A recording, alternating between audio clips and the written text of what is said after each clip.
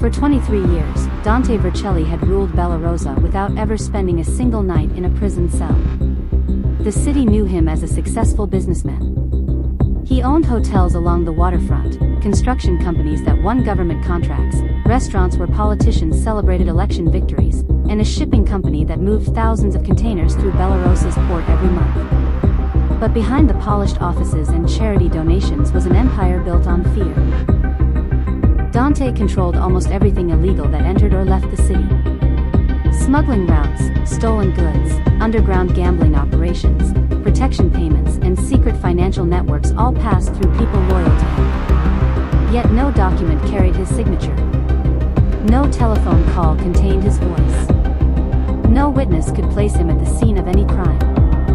Dante had survived because he followed 3 rules. Never trust a frightened man. Never keep evidence. And never make decisions when angry. Those rules had protected him for more than 2 decades. Until the night he broke the 3rd one. It happened during a private dinner at the top floor of the Vercelli Grand Hotel. Only 4 people were present. Dante sat at the head of the long dining table. To his right was his advisor, Silvio Neri, a quiet man with silver hair who had served him for 17 years. Across from Silvio sat Lina Clavero, the empire's financial strategist. She was responsible for moving money through dozens of businesses without attracting unwanted attention. At the far end sat Rocco Dalmieri, Dante's head of security. The atmosphere was tense. A shipment worth millions had disappeared from Pier 14. Not seized. Not delayed. Disappeared. Dante slowly placed his glass on the table. Who knew the route? Rocco answered immediately. Only the people in this room and Tomas Vale. Dante's eyes narrowed. Tomas Vale was a young logistics manager who had risen quickly through the organization. Intelligent, careful, and ambitious, Tomas had earned Dante's trust. But Dante hated betrayal more than failure. Bring him here, Dante ordered. 20 minutes later, Tomas entered the room. He looked confused rather than frightened. You asked to see me, sir? Dante watched him carefully. The Pier 14 shipment. Tomas frowned. What happened? It disappeared. Tomas looked genuinely surprised. That is impossible. I personally changed the route this afternoon. The room became silent. Dante leaned forward. You changed the route? Yes. There was increased police activity near the original warehouse. I sent the new location to Rocco's secure office. Every face turned toward Rocco. Rocco remained calm. I received nothing. Tomas immediately shook his head. I delivered the envelope myself. Dante's expression hardened. Silvio spoke carefully. We should verify everything before making conclusions. But Dante was already furious. Millions had disappeared. Someone had embarrassed him in his own city. And now 2 trusted men were accusing each other. Tomas reached slowly inside his jacket. Rocco's hand moved toward his weapon. Easy, Tomas said. He removed a small black notebook. I recorded the delivery time. The security cameras will confirm I entered Rocco's office. Dante stared at the notebook. In that moment, anger defeated 23 years of discipline. Give it to me. Tomas walked forward and placed the notebook on the table. Dante opened it. Names. Dates. Container numbers. Warehouse locations. Payment schedules. Everything Tomas had personally managed during the previous 6 months. Silvio's face changed immediately. Dante, do not touch anything else. But it was too late. Dante had already turned several pages with his bare hands. Then, driven by anger, he made the mistake that would destroy everything. He wrote a name beside one of the shipment entries. Marius Cade. Then he added 3 words beneath it. Deal with him. Dante threw the notebook toward Rocco. Find out who betrayed me. Rocco picked it up. No one in the room realized that Tomas had entered the hotel carrying a hidden recording device. And no one knew that outside the building, an investigator was waiting for a signal that never came. By midnight, Tomas Vale had disappeared. By sunrise, the notebook was missing. And somewhere in Bellarosa, someone was preparing to destroy Dante Vercelli. At 6:15 the next morning, Dante received the first warning. His shipping office had been searched. Not by ordinary police. The Financial Crimes Directorate had arrived with court orders and a team of forensic accountants. Computers were removed. Files were sealed. Employees were questioned. Dante stood inside his private study while Silvio explained the situation. This is not about the missing shipment. Dante looked toward him. What is it about? Silvio hesitated. Money.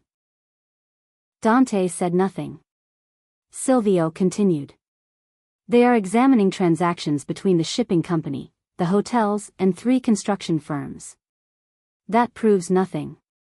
Normally, yes.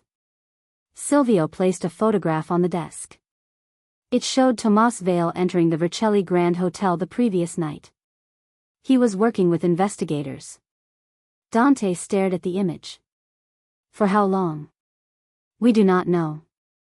Rocco entered the study. His face was tense. We have another problem. Dante turned toward him. The notebook is gone.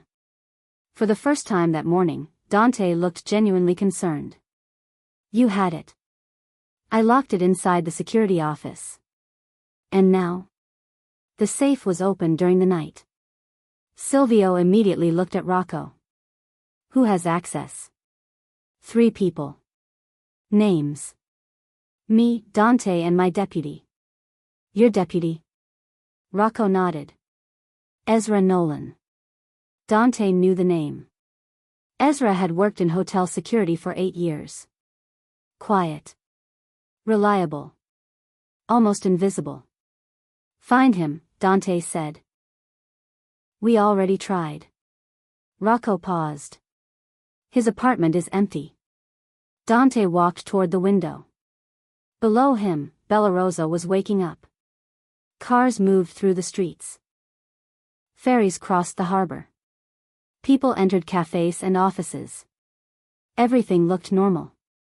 But Dante understood power. An empire rarely collapsed because of one large attack. It collapsed when several small problems appeared at the same time. A missing shipment. A government investigation. A vanished notebook. A missing employee. Someone had planned this. His phone rang. It was Lena. Her voice was unusually tense. Dante, we need to move the reserve funds. How much? All of it. Dante turned away from the others. Why?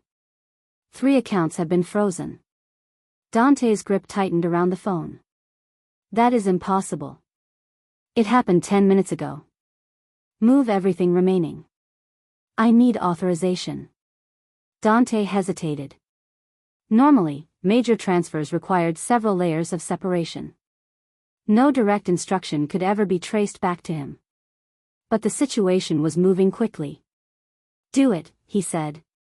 Dante, I need you to confirm the destination. Send everything to the Arvin Coast accounts. There was a brief silence. Then Lena replied. Understood. The call ended. Silvio stared at him. What did you just do? Protected our money. No, Silvio said quietly. You connected yourself to it.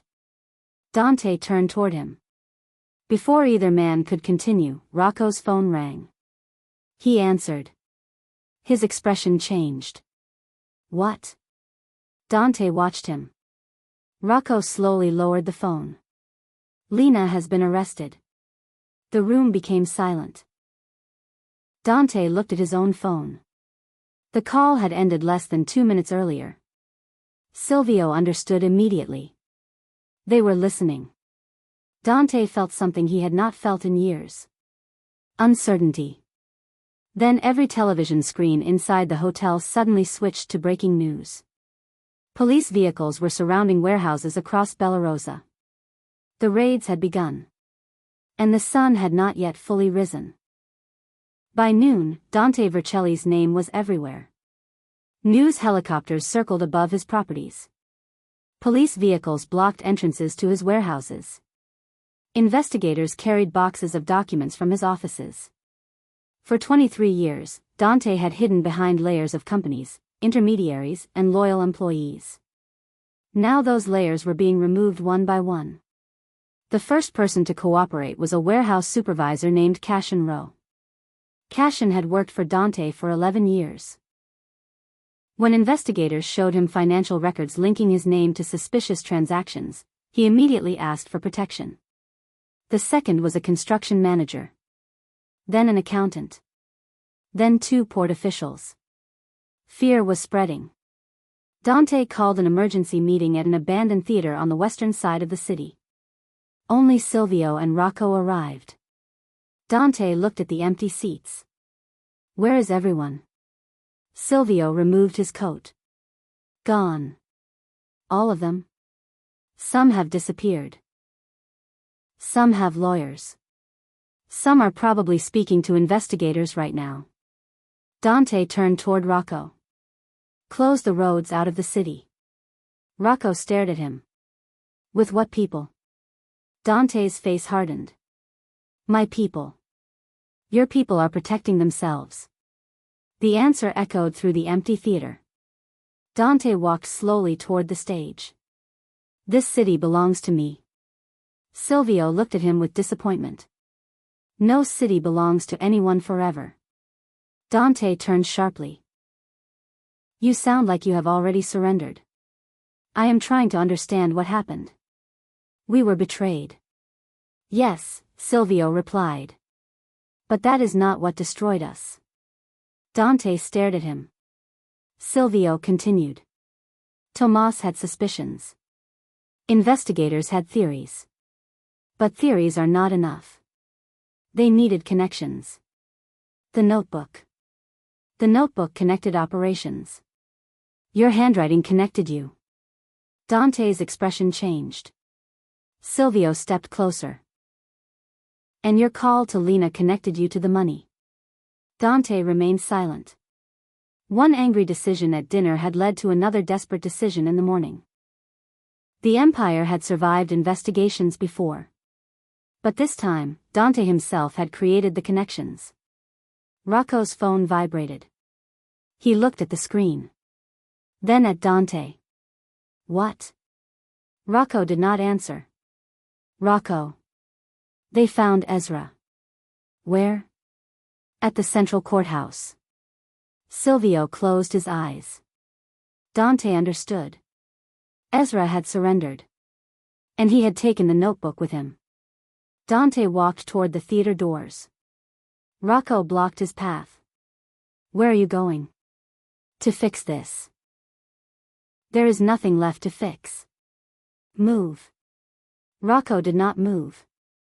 For 17 seconds, the 2 men stared at each other. Then Rocco stepped aside. Dante left the theater alone. Outside, the city had changed. Businesses that once welcomed him had locked their doors. Politicians refused his calls. Police checkpoints appeared across the main roads. His private aircraft had been grounded. His yacht had been seized. Even the Vercelli Grand Hotel had been closed. Dante entered his car and drove toward the Eastern District. He still had one place left.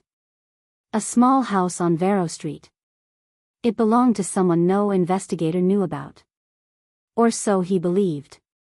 When Dante arrived, the front door was already open. Inside, a man was sitting in the darkness. Dante stopped. The man switched on a lamp. It was Marius Cade. The same name Dante had written in the notebook. The man he had ordered Rocco to deal with.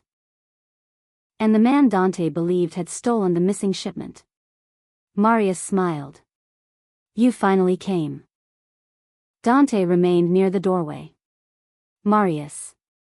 Sit down. Dante did not move. Marius laughed quietly. You controlled half the city, but you never learned how to accept an invitation. Where is my shipment? Safe. So you took it? No. Dante studied him. Then who did? Marius leaned back in his chair. Rocco. Dante's expression remained unchanged, but his silence revealed his surprise. Marius continued. Rocco has been selling information about your shipments for 3 years. That is impossible. Is it? He has been with me for 15 years. Exactly. Dante's eyes narrowed. Marius placed several photographs on the table. Rocco meeting competitors. Rocco entering private offices. Rocco speaking with cash in row near the port. Dante picked up the photographs. The Pier 14 shipment was bait, Marius said. Dante looked at him. Tomas discovered Rocco's activities months ago. He contacted investigators because he knew he could never expose Rocco and survive. Why would Tomas bring the notebook to my hotel? He wanted you to see the records. Dante suddenly understood. Tomas had not been trying to protect himself. He had been trying to show Dante that the routes were being compromised from inside the security operation. But Dante had reacted with anger. He had written an instruction in the notebook. An instruction that investigators could interpret as evidence of criminal intent. Where is Tomas? Dante asked. Marius looked away. I do not know. Dante stared at him. You expect me to believe that? I expect nothing from you. Marius stood. Your empire is finished. Dante's phone rang. Silvio.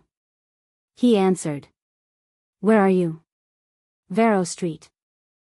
Silvio became silent. Then he said, leave immediately. Dante looked toward the window.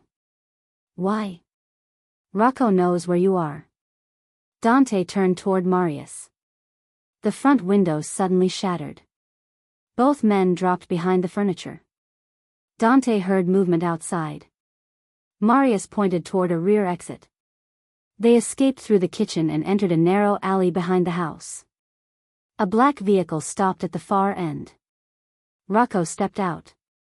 Dante froze. Rocco stood alone. You should have left the city, Rocco said. Dante stared at the man who had protected him for 15 years. You stole the shipment. Yes. You sold my routes. Yes. Why?